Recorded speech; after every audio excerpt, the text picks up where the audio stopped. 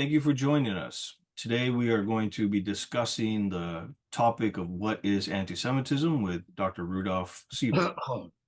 Dr. Rudy Siebert is a professor emeritus at Western Michigan University in Department of Comparative Religion. He taught there for over 50 years. He's the founder and director of two international courses in Dubrovnik, Croatia, and Yalta, Ukraine, in the Crimea. He has written over 30 books and hundreds of articles on a variety of topics, including the critical theory of religion, the Frankfurt School, Hegel, political theology, psychology of religion, and many other topics. He recently published a book, Hegel and the Critical Theory of Religion, by Ekpyrosis Press. And he's currently writing another book on the temptation of fascism and authoritarian personality, a lot of topics within there. He's a member of the Institute for Critical Social Theory, and which was founded in the year 2021. So we're glad to have him with us, and welcome, Rudy. I'm glad to be here. So today our topic is what is anti-Semitism, and I wrote some thoughts on it, and I read them to you here. So while anti-Semitism is never out of the headlines, discussions of the subject exploded in October of 2023 with the Hamas attack on southern Israel, which resulted in the deaths of over 1,000 individuals and over 100 hostages being taken into the Gaza Strip. This was the largest murder of Jews since the Holocaust. In response, the Israeli Prime Minister Benjamin Netanyahu, a member of the secular far-right Likud party, launched a large-scale war against the Palestinians in Gaza, whom he referred to by the biblical name Amalek. While the stated goal was to destroy Hamas, it became clear to much of the world that that limited goal was untrue. This was and continues to be to this day an attempt to destroy the Palestinians in Gaza by bomb, by bullet, by starvation. On December 29th, 2023, the government of South Africa took Israel to the International Court of Justice, the United Nations highest court, on charges of genocide, to which the ICJ agreed with South Africa. There was good evidence to believe that a genocide was currently taking place in the Gaza Strip, and Israel was charged by the court with the responsibility to make sure actions that could be considered genocidal no longer occurred. The court stopped short of calling for a ceasefire as much as the world hoped. So what does this have to do with anti-Semitism? Anti-Semitism is real, it is dangerous, and it is on the rise once again. Throughout Western history, Jews have been blamed for example, the crucifixion of Jesus of Nazareth, for the parousia delay, or the delay in the return of the Messiah. Jews have been blamed for plagues, wars, economic crashes, the crimes of communism, the crimes of capitalism, and all other ills of society. In the modern period, Christian anti-Semitism gave way to scientific anti-Semitism, which posited that the problem with the Jews was not their religion, but their DNA, their genetics. They were considered biological Untermenschen, subhumans, within a society of biological Übermenschen, superior humans. Their integration and assimilation into Europe was poisoning the blood of the superior Aryan race, according to the Third Reich.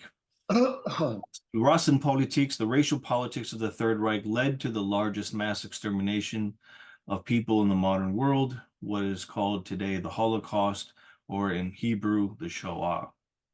Anti-Semitism is a vile pathology, one that hates Jews for being Jews. It doesn't matter how assimilated, integrated, successful, religious, or atheistic a Jewish individual is, because they are Jewish, they are hated. For anti-Semites, the Jew, for being a Jew, ought not to be.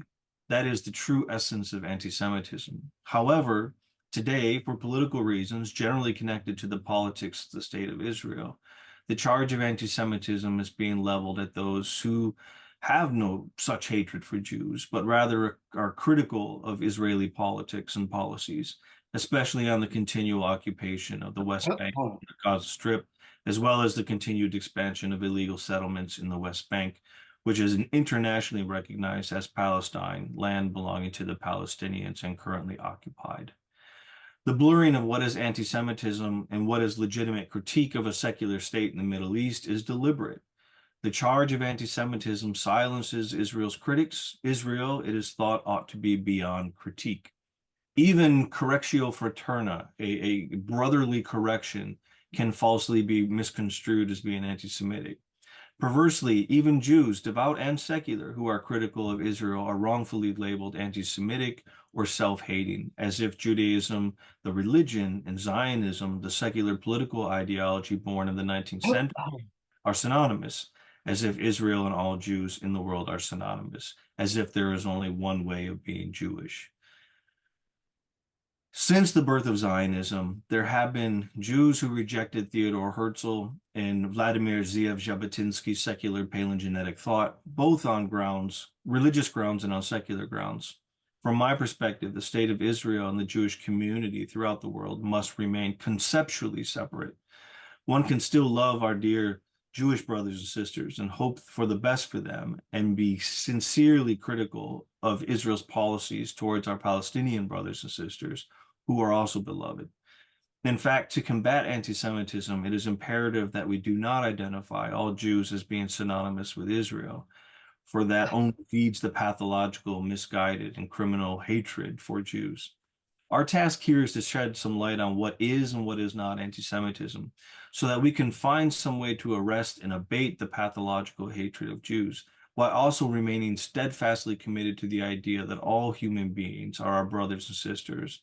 All are made in the image of God, the Imago Dei, and all are worthy of our sincere moral concern, as we have learned from our Jewish teachers, colleagues, and friends over our many years of studying Jewish thought. Dr. Siebert grew up in the Third Reich and saw the horrific face of anti-Semitism firsthand. He remembers the Jew hatred that poured into the streets during the Kristallnacht on November 9th and 10th in 1938 in his hometown of Frankfurt. He remembers the rounding up of Jews in his neighborhood who were led to the basement of his school, the Lessing Gymnasium, before being transported to the east. Additionally, Dr. Siebert is a world-renowned critical theorist of the Frankfurt School, whose first generation of thinkers were all Jewish, and their Jewishness, including key Jewish theological concepts, saturate critical theory. It is my honor to speak to him today about this pressing issue. So thank you for joining us, Dr. Siebert. Thank you for having me. Let's start from the beginning, something very basic. How can we define anti-Semitism? Well, we had a meeting in Rome about the critical theory several years ago, and there I met a Jewish lady who was also a great intellectual in Italy, and I asked her, what is really anti-Semitism? And we came to an agreement about it.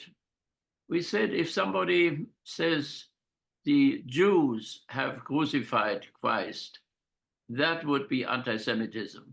But if somebody would say that the Pharisees or that the high priest of the year 33 or so delivered Jesus to the Roman power for execution and so on, that would not be anti-Semitism. So it is between the universal and the particular. If one says the Jews did this and this, that is anti-Semitism. If we say this person or so at this time did this and this, that would not be called anti-Semitism. And I think that is a very good definition. So in that case, it's somehow attributing universal aspects, universal, in that case, in terms of that example, universal. All the Jews, yeah. Right, universal guilt, or lumping all Jews into one basket, and they are all this way, for instance. Exactly, yeah. So, conceptually, we could not say that the Jews do this now in the Near East and so on, but it is this government, this president and so on, who does this at this time. And the latter one would not be anti-Semitism. But if one says the Jews are always doing this, or Hitler said they would do all of this and so on, that is anti-Semitism. Right, and that's something that you found very clear in the Third Reich when it was Der Juden, right? The Jews, essentially. And then it was an abstract concept that was filled with nothing but evil things, nothing but negative things. Yeah. Exactly, yeah. Yeah. So, we could think of anti-Semitism as having three epochs in the West, one in antiquity, the second in the medieval the Middle Ages, and then the third epoch in modernity. And then the Enlightenment has something to do with the Jews. But what was the status of Jews in antiquity within the Roman Empire? Well, there's a good example. Hadrian, the Emperor Hadrian, who was a Stoic and as such a humane person, he met a Jew, and the Jew on the street greeted him. And he said, "How can this Jew dare to greet me?" And then he led him led away for execution. And then came another Jew, and he did not greet him. And he said, "How can this Jew dare not to greet me?" And then he led him to execution too. So whatever the Jewish people would do, they would be, it would be said, "You have no right to exist. None is you are not allowed to exist." Later on, that was spread to the Christians as well. So the Christians inherited this, that they were outlawed in the Roman Empire.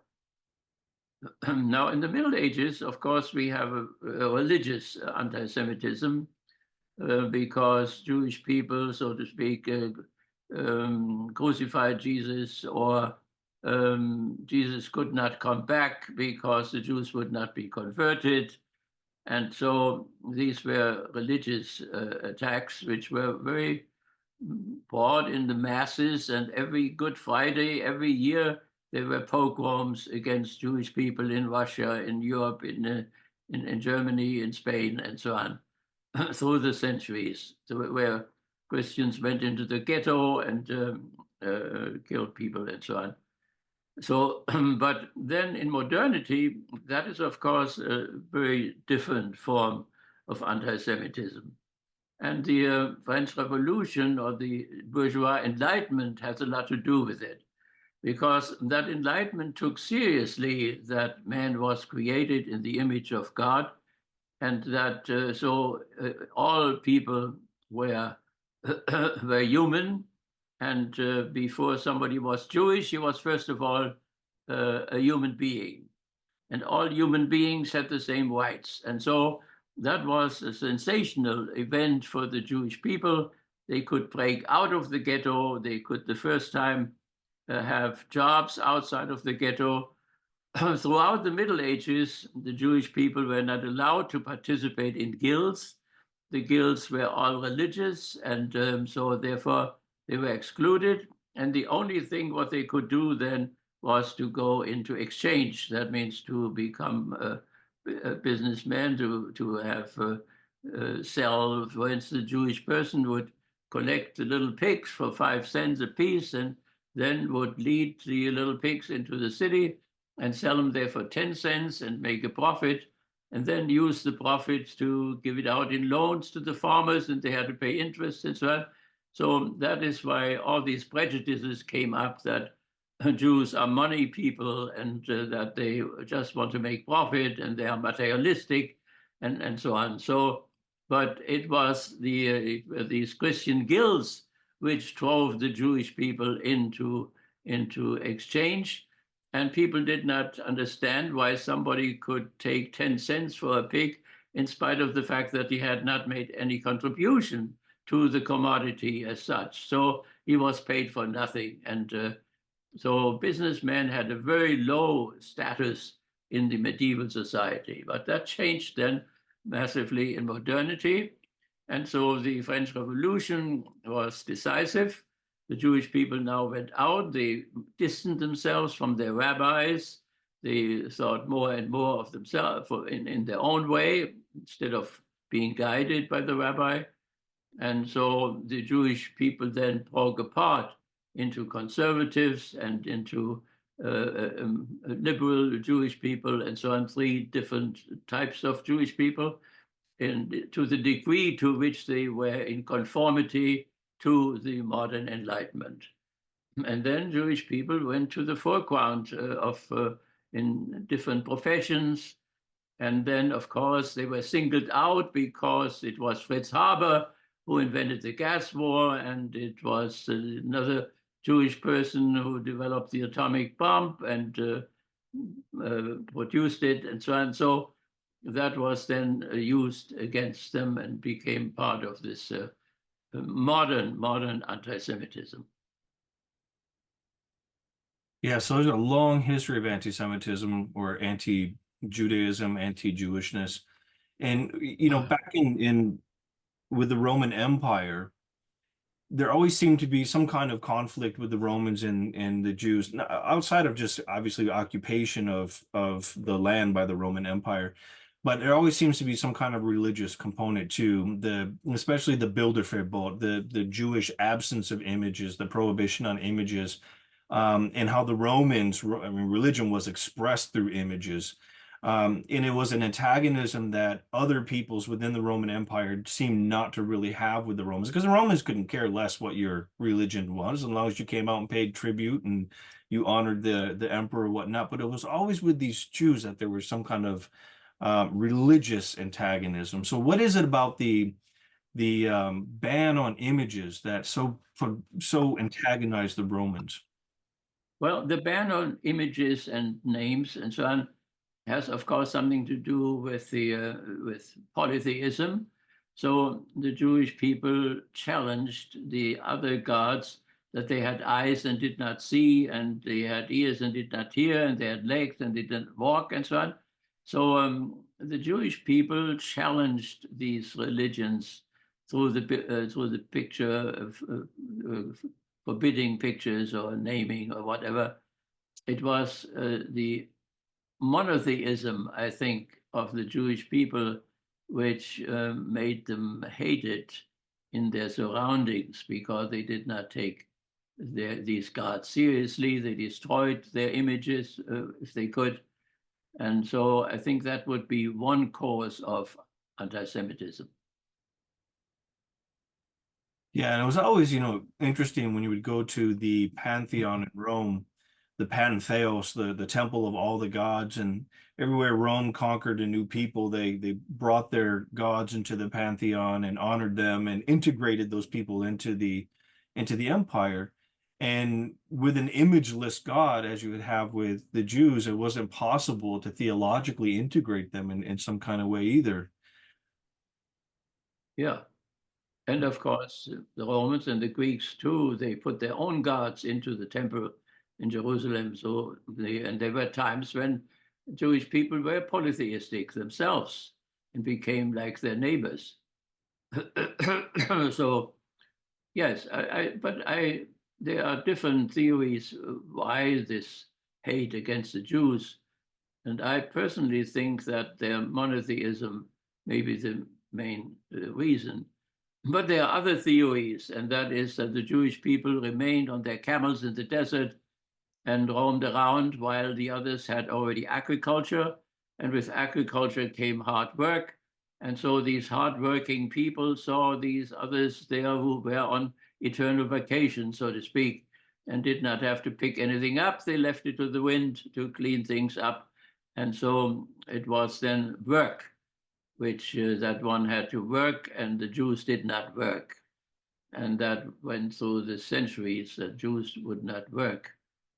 And even in modernity, in spite of the hard work and the kibbutzim and so on, there's still this prejudice remained that Jewish people were not really working. Yeah, that was actually a critique of early Zionists too. They, at least on the Reform Zionism, that you were going to somehow take all these Jews from Europe, who've never had dirt under their fingernails, as it would say, and turn them into a bunch of farmers in Palestine. And they thought that was just kind of, insanity to think so. But that's also very similar, as you said, to, what was very common in Europe for a long time, that the Jews are only in circulation, so they're never in the land. They don't belong to the land. They can pick up whatever they own and go to the next country, and somehow become parasitical on that country. That was the stereotypes of the wandering Jew, right? That we oftentimes hear. So there's also, in the Gospels, the story of Jesus's execution, which you already hinted on. The execution, that somehow it was, the elites, it was the Pharisees, the Sanhedrin, who offered Jesus up to Pontius Pilate, and Pontius Pilate basically asked, what do you want? I'm going to give you something for Passover, this nice tradition that historians say never actually happened. But do you want this Barabbas, this zealot, this Lestai, who's a murderer and a criminal and blah, blah, blah? Or do you want this innocent Jesus of Nazareth? Yeah, he just happened to attack the temple yesterday or whatever, but he's an innocent guy. You know, I talked to him. He's a very nice fellow. And the Jews, of course, say, we want Barabbas. And what do I do with this Jesus? Crucify him, crucify him, crucify him. You know, let the guilt be upon us and our descendants. So that's what I mean, that's called well, you explain that a little bit more. Why is that such a issue? I had a good friend, Gregory Baum, and he wrote his dissertation about anti-Semitism in the Gospels, or anti-Semitism around Jesus or so. And after hard work, he came to the conclusion that there was no Christian anti-Semitism in the early church or in the Jesus movement or whatever. And it was Cardinal Bea then who, during the council, took this dissertation, and Gregory Baum became a counselor there in the council. And on the basis of his studies, then the Roman Catholic Church changed its attitude toward the Jewish people, or tried to. That was one big step in the council. And Gregory Baum, like Hans Küng in other ways, was very much responsible for this. So after this work, which was done by Gregory and in the church, there should be no thinking anymore that there was anti-Semitism in the early church. So what we have, of course, are that the Sanhedrin and the high priest and the Pharisees and so on wanted Jesus to be crucified. They could not crucify anybody. That was the right of the Romans, so they delivered him to the Romans. But these are the specific people. That is not the Jewish people who did this. So that would be the difference between anti-Semitism and a normal attitude towards the Jewish people. What a lot of scholars say is that that episode was created by the gospel writers who were writing decades after the execution of Jesus. They wrote that in as a way of blaming the Jews as they were trying to integrate within the Roman Empire. And so no longer blaming the Romans for the execution of Jesus, but blaming the Jews for the execution of Jesus. And of course, as you said, you know, with Gregory Baum and Vatican II, Nostra Aetate that comes out of it, and it, you know, basically says no more saying the Jews are responsible for the execution of Jesus, because we know what has come of that, the pogroms that have come of that every, you know, Good Friday throughout the Middle Ages, you know, okay, we got the local Jews over here, they own our mortgage to our land. Here comes Good Friday. Oh, the Jews are responsible, kill the Jews, and now I'm out of the mortgage, you know. It just had a disastrous effect in throughout the Western history. So, you know, it's supposed to be over with now, at least within the Catholic Church, right, with Nostra Aetate. Yeah, it should be, yeah. And I think as far as the Catholic left is concerned, I think there is no anti-Semitism. And even on the Catholic right, it's hard to notice any kind of anti-Semitism. Let's see, in the Eternal Word or something like this. So I think in this sense, the council has been effective.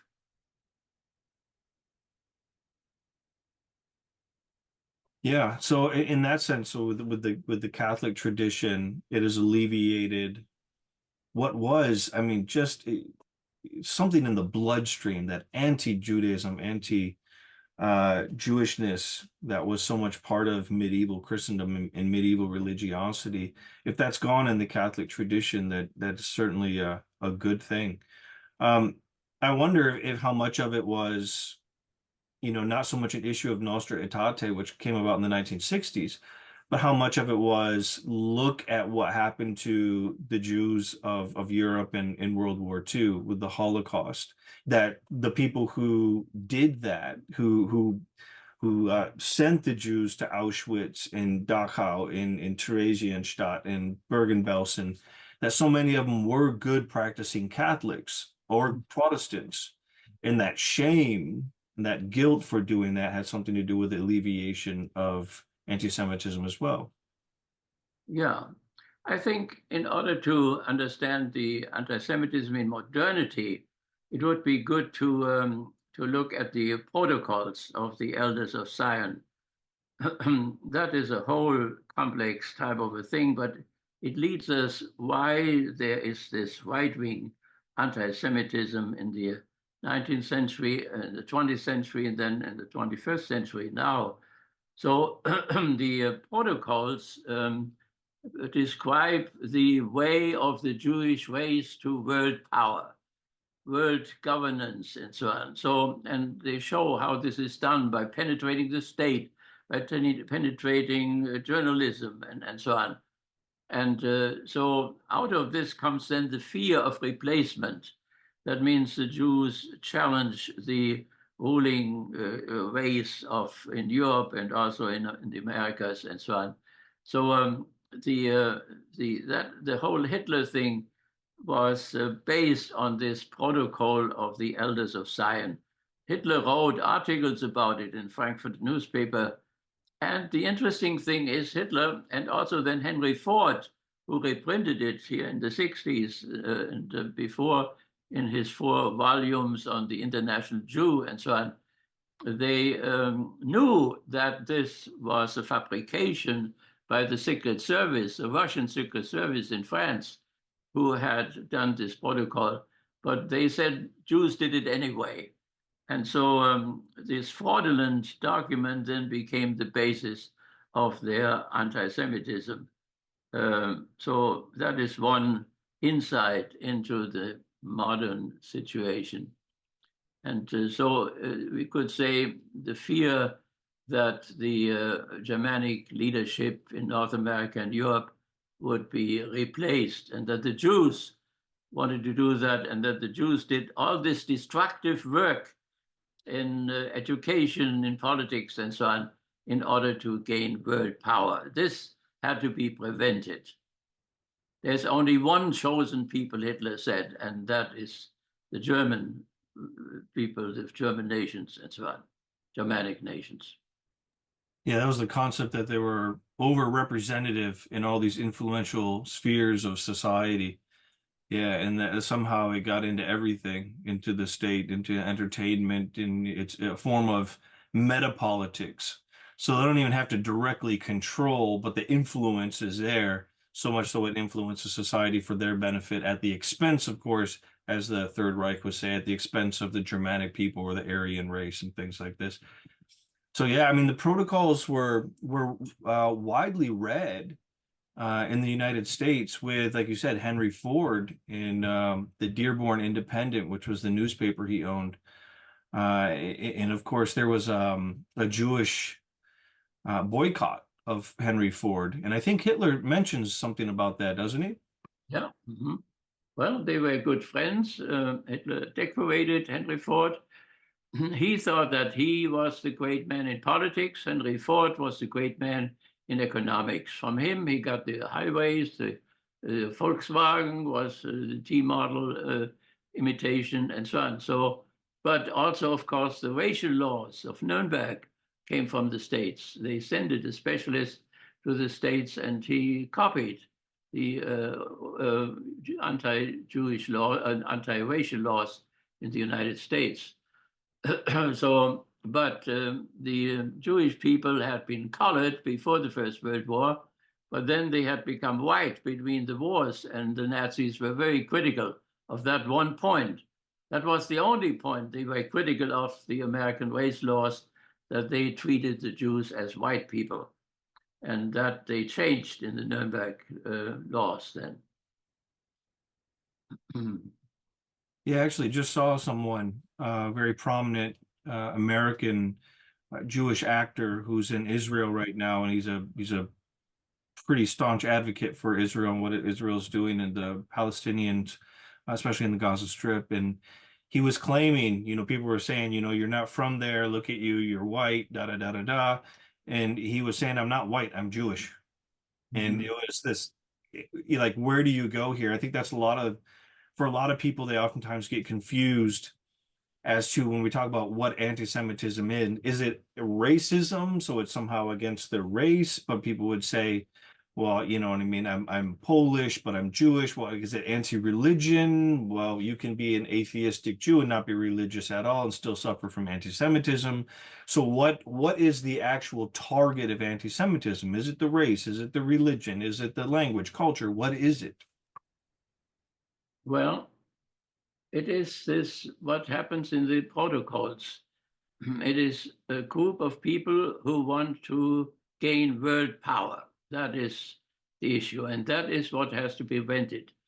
And they are on the way, so they could identify people who talked on television or whatever. You know, this guy who talks about Wall Street, he's a Jew, and then they see the Jews in pornography, and they see the Jews in many cultural affairs where they undermine the Judeo-Christian tradition and so on, the culture on which the country supposedly is built. And so they have a disintegrating type of a job. That's what they do, what they were thought to do. And so Hitler would say, if the Jewish high finance, that became more specific then, that was Rothschild in Frankfurt, when this high finance once more pushes the Germanic tribesmen into war against each other, that will not be the end of Europe. It will be the end of the Jewish race. So there the motivation comes through. And so it is a whole complex thing.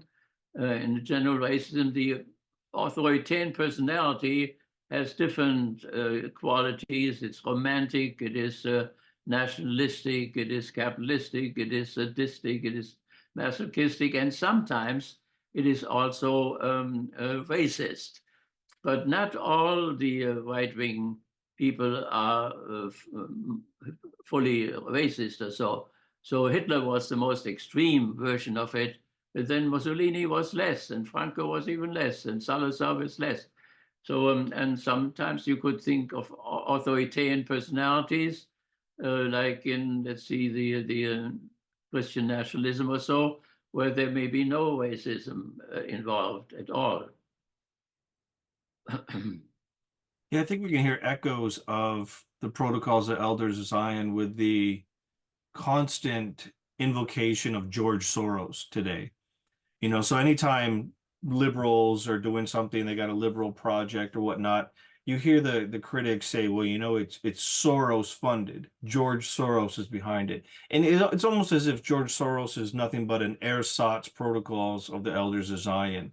Like he's just a figurehead for that same type of thinking, that it's just this one Jewish guy who's trying to influence everything and, as you say, disintegrate things.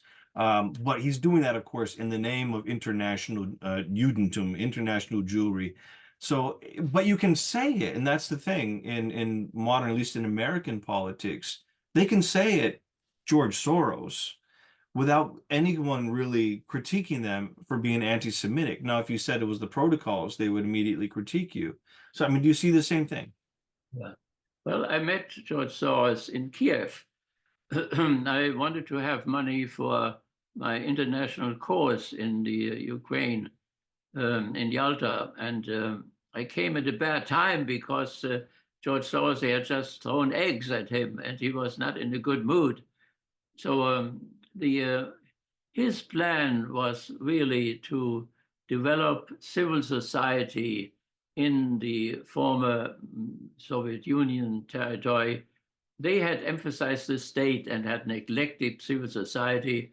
And George Soros wanted to lift the civil society up. And he put a lot of money into those projects. He paid for my students who came to Croatia, to Dubrovnik, and he paid my students also who went to Yalta. So,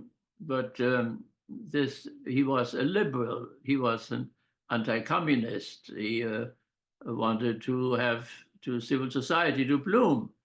And I worked with him because I thought that he had a point there, because civil society being neglected when the hotels were poverty-stricken, everything was poverty-stricken. Even the architecture of hotels was Stalinistic architecture, was pitiful, and so on. So there was a definite need to lift up civil society versus the state. With us, civil society overwhelms the state.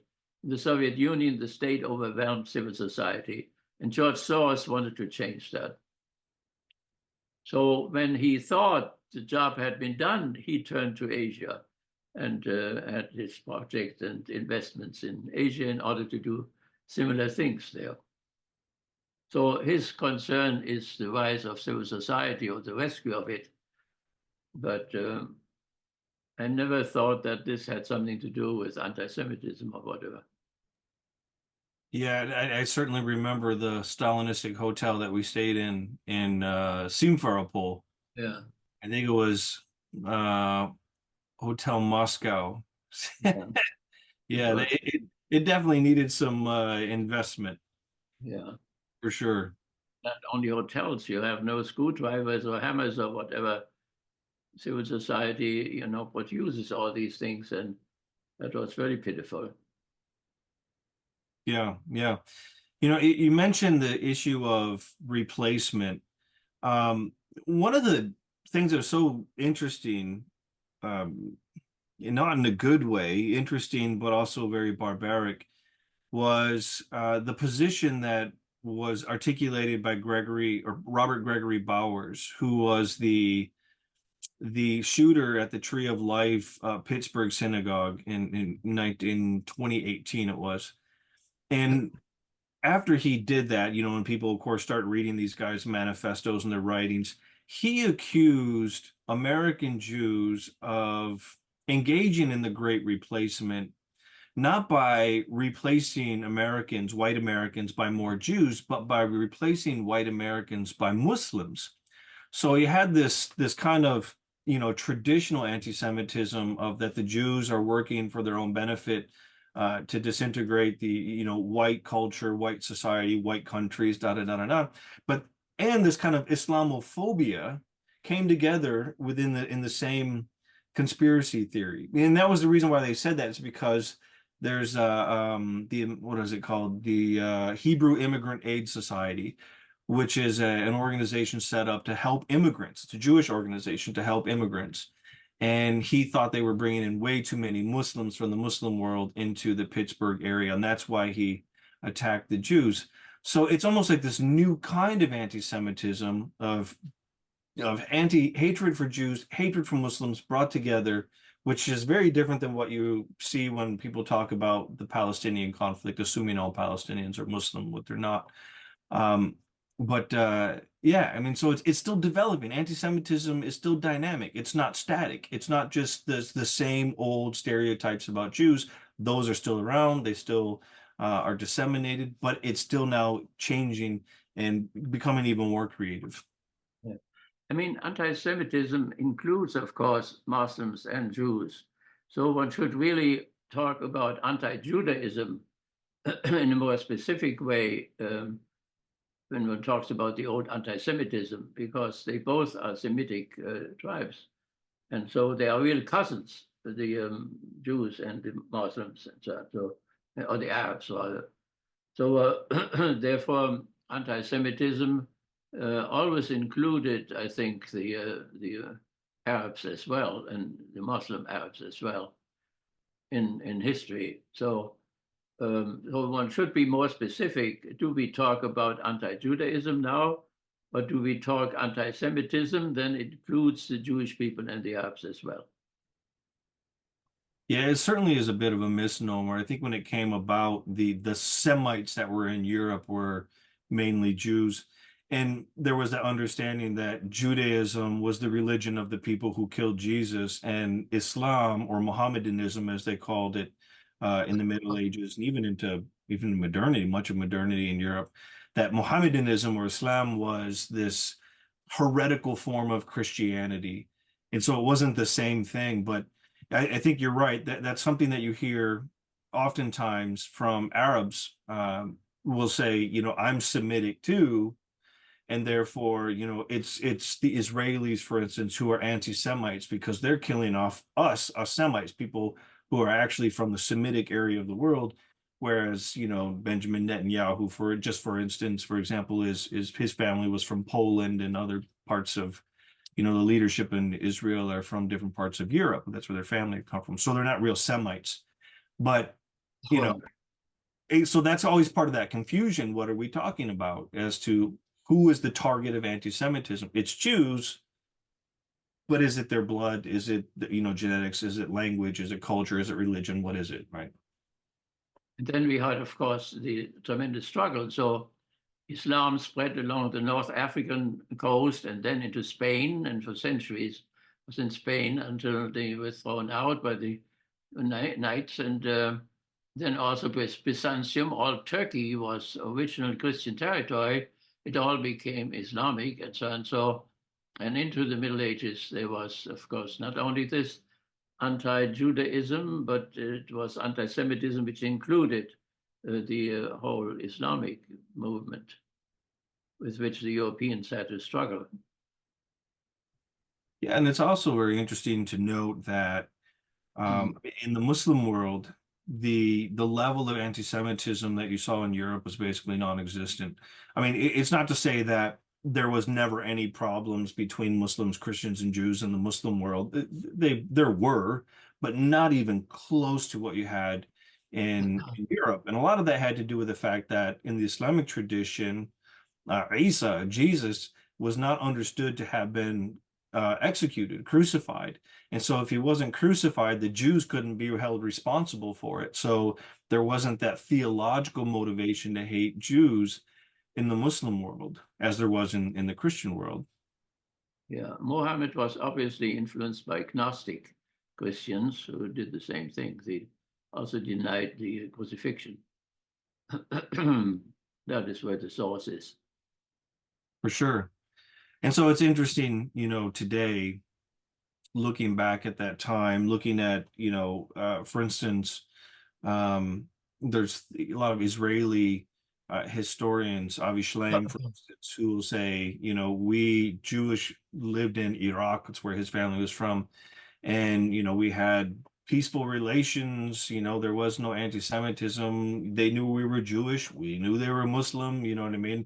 And it was a peaceful coexistence because they were all Iraqi until Zionism. And Zionism is what really the introduction of European Jews into the Middle East in the slow, not before 1948, the slow acquisition of land by European Jews, and then of course in 1948 with the UN Declaration and the establishment of Israel. I think at the time it was something like Jews only owned, I think it was less than 17% or 15% of the land in 48, but then they were gifted over 50% of it with the UN establishment of Israel. And that fed into a lot of climate of hate towards Jews in the Middle East. But the interesting thing is it's not traditional anti-Semitism as you would have in Europe, which is the hatred for Jews because there are Jews. It's the hatred for these people who came and all of a sudden have our land. Whereas before there were always Jews there, but there was no kind of pathological hatred for them. In fact, it was Umar ibn Khattab in the 7th century that allowed Jews to move back to Jerusalem, since the Byzantines wouldn't let Christians, or Byzantine Christians wouldn't let Jews there. And, Umar ibn Khattab and his later followers were the ones that allowed Jews to finally come back to Palestine and to Jerusalem. So that antagonism, that deep-seated hatred that you would find in Christianity against Jews simply wasn't there in the Muslim world. But now today people think it is, oh, all Muslims hate all Jews and all Jews hate Muslims, which it's not the case. Yeah, so it is a very, very differentiated picture, and one has to be very, very careful. So during the First World War, there was no anti-Semitism whatsoever in Germany, for instance. It came up then after the war, and when certain groups were suddenly started to promote this anti-Semitic thinking. And even then, it did not penetrate everybody in Germany. I knew masses of people who were indifferent or never thought about it or whatever. So not every German was anti-Semitic, but a rather small group of people were and knew something about it. So one has to be careful from day to day almost. These things are changing. But with fascism, then it became somehow it became stronger and stronger. But even the individual Nazi as such, he may have his own Jewish friends somehow. So Hitler had a Jewish doctor who treated his mother, and he had a good relationship to him. And this doctor thought very highly of this doctor. So even when he marched into Austria, he looked up to the window there in Linz where the doctor lived. And then in Vienna, he asked, "How is the doctor doing?" and so on. And then the doctor wanted to go to his daughter in New York and wanted to take some money with him and asked the sister of Hitler to give him a message. And she put the message in his pocket. Hitler sneaked into the opera house and listened to Wagner and so on. So he got the message, but the doctor never got anything back from Hitler, but he was protected. So the Gestapo never touched him. And so when the doctor left Germany, he still wrote a letter to Hitler: "Your Excellency, I thank you for all your protection," and so on. And then when he was in New York, he was asked by the predecessor of the Secret Service, the Secret Service here, to say something about Hitler and so on. He said, "He was a wonderful young man. He loved his mother, and I had a good relationship." And the Secret Service says, "But you know what he's doing in Germany?" And he said, "Yes, I know what he's doing, but the man whom I know was a wonderful, blue-eyed, nice fellow, and he never changed his mind." So there were other Nazis too who had. So it was not something personal; it was something more abstract for the whole thing. So a category under which individuals were subsumed, but it didn't mean that even the Nazis, that they really hated all Jews individually.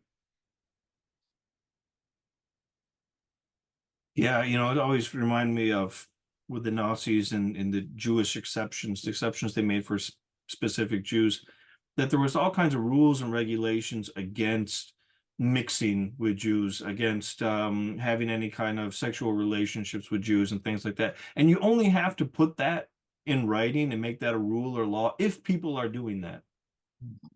So, as a way of stopping that which was going on, right? And so even obviously with the Nuremberg laws, they had to discuss who is a Jew, right? Well, what happens if you have one parent who's an Aryan German and the other one is Jewish, or what happens if you have a grandparent that's Jewish? Are you still a Jew? Things like that.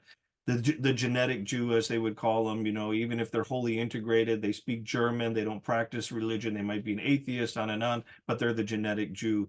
So who is a Jew? That became a topic of discussion within the Nuremberg, within or where were they at the conference, Wannsee conference, to figure out who the Jew is, precisely because there was so much intermingling with the Jewish population. Well, I had it in my own family. So people always looked at my mother and they thought she was Jewish. And they thought that her brother Adolf was Jewish too, because they had black hair and they had a certain round face. And so they looked Jewish to them, but they could never prove anything. But we were mixed in my family. One were working class one side, the other one was low bourgeoisie, middle bourgeoisie. And we had a judge in the family, and he did a family tree, and he could prove that for 500 years there was no Jewish person in our family. And he was very proud of this and said, "We are pure Aryan," and so on.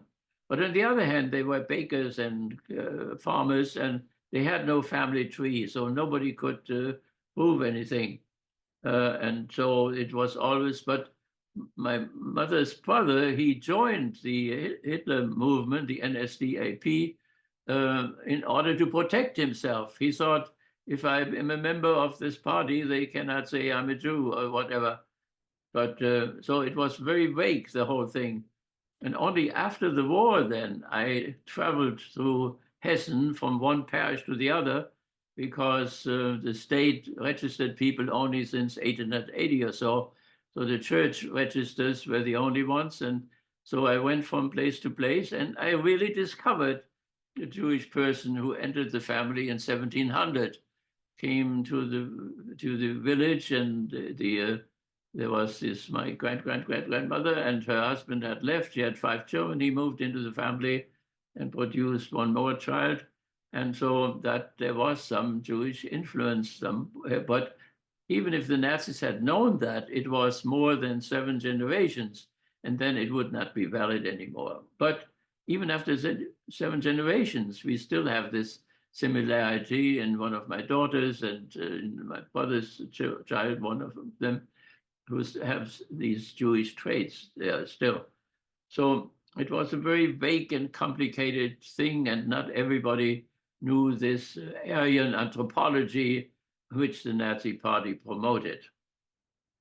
They all had Mein Kampf, my struggle book, but nobody read it. So they did not really know about the whole thing. Now, when you were in the Hitler Youth, I mean, they had training, wasn't it? Training on how to spot the genetic Jew through their noses and things like this?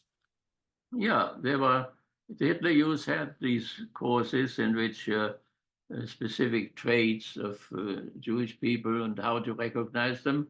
So here people have a hard time to see, on television if this is a Jewish person or not. But these trained people, they knew that exactly who is what and so on. So, but sometimes they identified people as Jewish who were not, and so on, like it was the case with my mother and her brother. Yeah, I remember being an undergrad in one of your classes, and it was when Madeleine Albright, the old Secretary of State, discovered that she was Jewish. And I remember in class you were saying, "Well, I could have told you that," you know what I mean? It's like Yeah. it's perfectly obvious that you're Jewish, you know. But so I mean, speaking of America, in the last, so many years, we've obviously had a massive stress test on our republic with the election of Donald Trump, the presidency of Donald Trump, the post-presidency of Donald Trump, and the possibility of another presidency of Donald Trump. Now, Donald has for a long time expressed anti-Semitic views. It's nothing new. He has been an anti-Semite from his whole life. Most likely, he inherited his anti-Semitism from his father. But his daughter, Ivanka, married Jared Kushner, who's an Orthodox member of the Orthodox Jewish tradition, and they're raising their children as Jewish. And Ivanka has converted to Judaism. And so even though much of the far right who supported Donald Trump at first think that he is insufficiently anti-Semitic, that his white nationalist politics, which he are basically camouflaged behind his personality, but they're there, they're very much there. They recognize him as being there.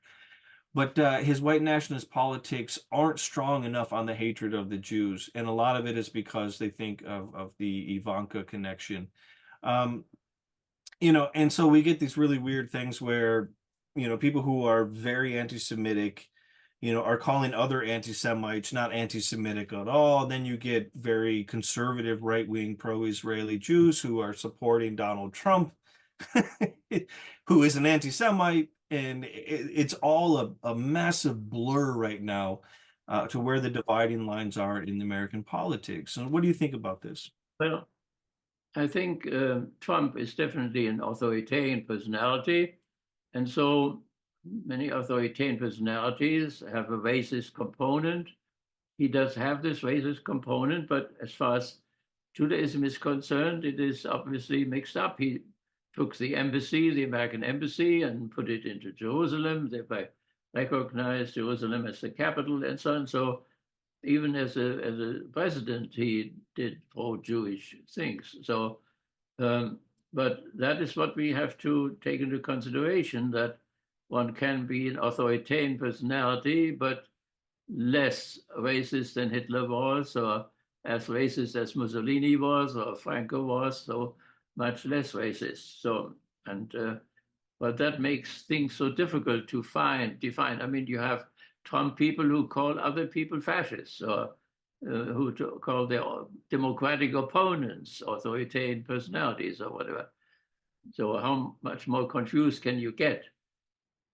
So, and one has to be very careful if one is interested in the truth at all. It means the truth for both sides, that one, does not mistake things and so on. So one has to look very sharply and think about it deeply before one says what is really going on, because of this whole ideology stuff. Ideology understood as false consciousness and as cover-up of economic interests, or simply the untruth. Yeah, and I read Trump's moving of the American embassy to Jerusalem as part of his internal politics, less about Jews and Judaism and more about solidifying support among the evangelical Christians who, are coming with this white nationalist, pro-Zionist theology that basically says, we support the state of Israel because, once the Jews have returned to their land, then comes the Messiah, the parousia delay is done, the God with us delay is done, Jesus returns. And then, once he returns, then the Jews are either going to convert to Christianity or they'll be slaughtered. And and it seems like to me, Trump couldn't care less whether where the Jerusalem is, where the embassy is, or it's Tel Aviv. He couldn't care, but he needs their support. In a transactional way, he needs their support, not because he believes it's the right thing to do, but because politics, he needs them to support him. He'll get in. He continues for 4 more years. So, I mean, did you read it much the same way? Well, I'm really have trouble to understand this whole eschatology of the of these Christian, right-wing Christians, Catholic or Protestant or whatever. But my friend Jürgen Moltmann, who was a specialist of the theology of hope and was very much in contact with Ernst Bloch, and he has the same problems. He does not understand really what the Christian right is all about when they talk about eschatology in comparison to what originally Christian eschatology was. So I'm not entirely sure what the whole complex of Armageddon and the final battle and all these things is also very ahistorical. The whole thing comes out of the blue sky. So it is part of the great confusion. But here Moltmann always makes fun, and they think somehow to eschatology as if they were doing a railroad schedule or whatever. So we know exactly what will come when and so on.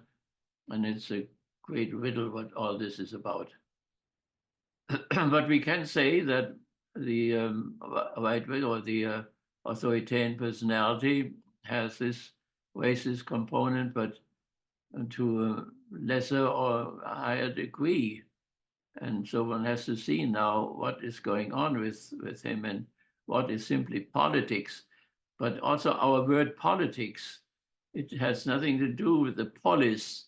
It is some kind of a degraded type of a concept that politics means it's something bad. They say, well, this is just politics, and that means it's swindle or whatever. Politics had to do with the city-state, and the knowledge about the city-state and acting in the city-state. But it has completely degenerated as we use it now. So when we say this is just politics, what do we mean then, really? Does it have something to do with the state or not, or whatever?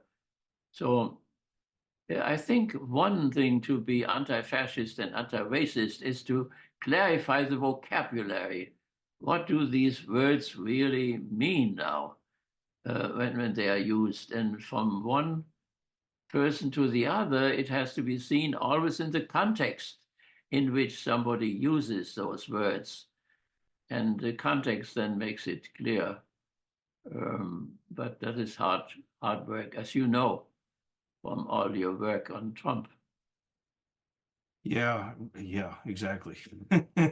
Going down that rabbit hole. Yeah, it always seemed to me that Christian Zionism is a camouflage form of eschatological anti-Semitism. That, you know, it's this exuberant, oftentimes pathological support for Israel in America, much more so than even you know, for a lot of American Jews. A lot of American Jews are very liberal, progressive. They're deeply critical of Israel, for instance. It's almost as if Israel's given up on that part of the American Jewish community and has put all their resources, time, in somehow making connections with Christian Zionists, because Christian Zionists would just fervently support the state of Israel no matter what they do. But the motivation, the theological motivation behind it is the hatred for the Jews. You know, it's that they want them to go away or be destroyed or convert to Christianity, because that's the only way, you know, Jesus, that's what gets Jesus back. You know, and of course, once Jesus back, it ushers in the a very different world than what we have today. And so it's covert. So it looks like it almost, you know, an extreme form of love for Jews, but at its core, it's the hatred for Jews. And that's, I think, part of what we have to do, as you said, about cleaning up the concepts, because, you know, and looking at the ideological content behind the concepts or within the concepts, because it's so easy to get confused on these things at the moment. I mean, it's a good way, as you started today, to see it historically and see how it developed when the Hebrew Bible was written and so on, how it developed in different cultures and so on, and then up to us and how it is with us now. I think in these right-wing Christian groups, they are very often they are very much concerned with the Hebrew Bible. They sometimes take the Hebrew Bible more seriously than the New Testament even, and so when I think to see it historically how it evolved and where we are is a good way. And then going into detail as far as the words in their context, what they mean when this or this speaking person uses them. I mean, Yeah. one thing for authoritarianism returning is this confusion of language and the anxieties which come from them. And we have them all now, so that people then in this turmoil want to have some kind of a fatherly authority who is a strong man and democracy is weak. And there they call for this strong man who will clean up the whole mess. And this is very strong now, and it may very much influence the coming federal election. Yeah, very well could. Not only here, but in a variety of different countries, you know, with this whole thing. One of the things that I found most effective while teaching about anti-Semitism, and I've taught numerous classes on the Holocaust and post-Holocaust thinking, which I did just last semester. You did a guest lecture on that.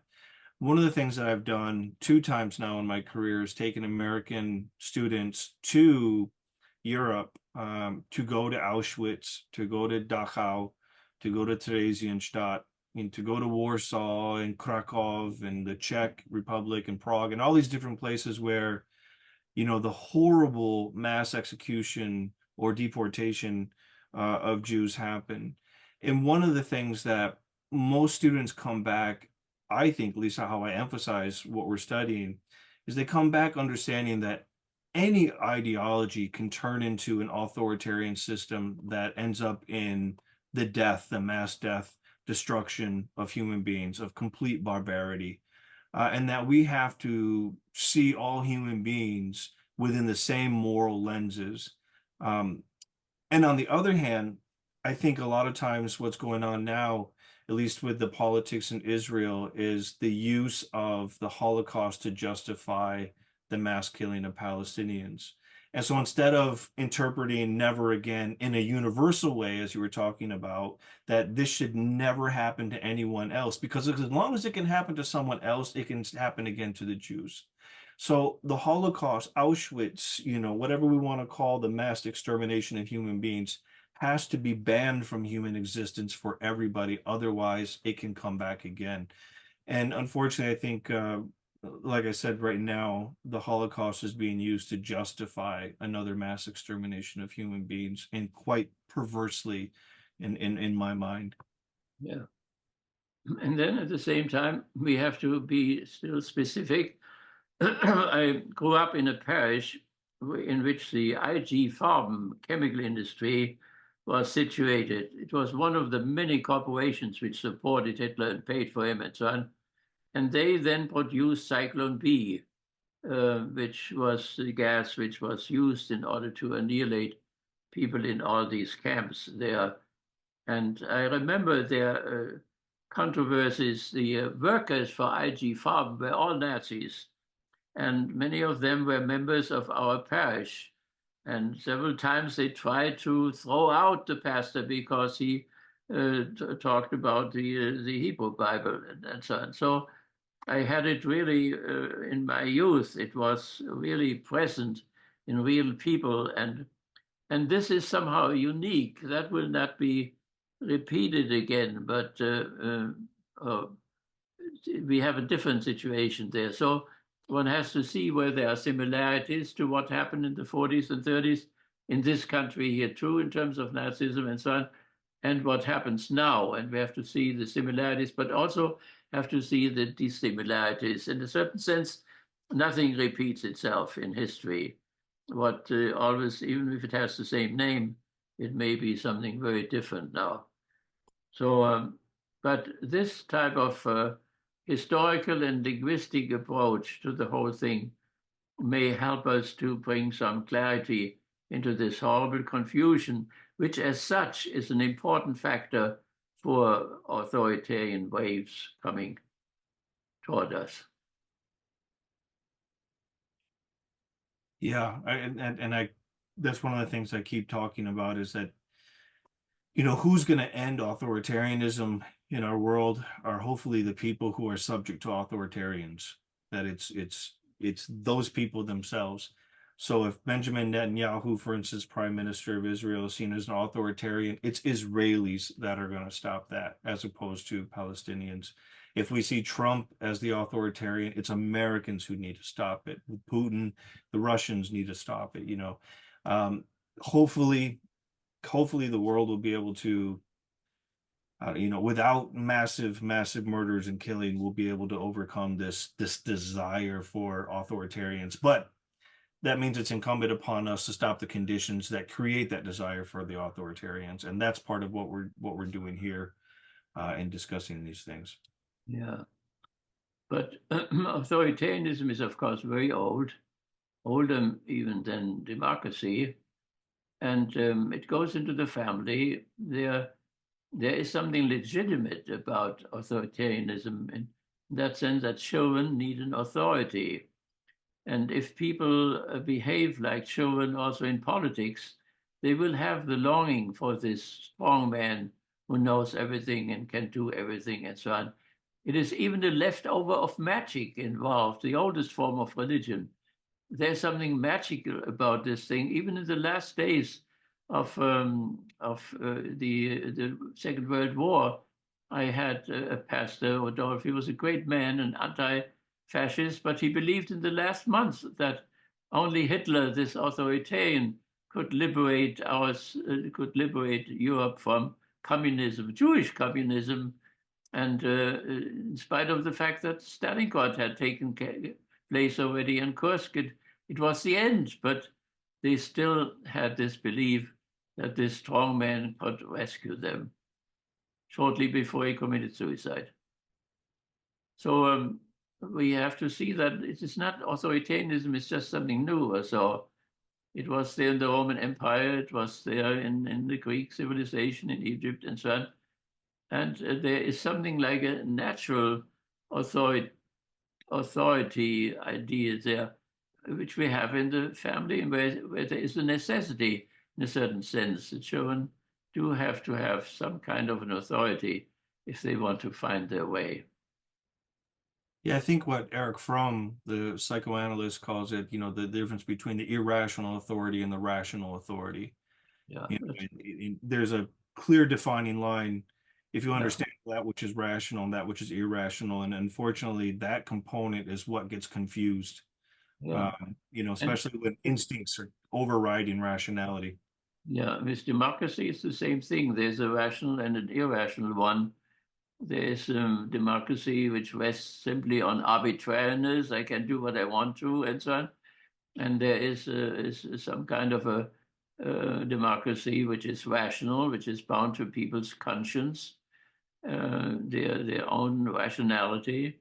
So both are ambiguous.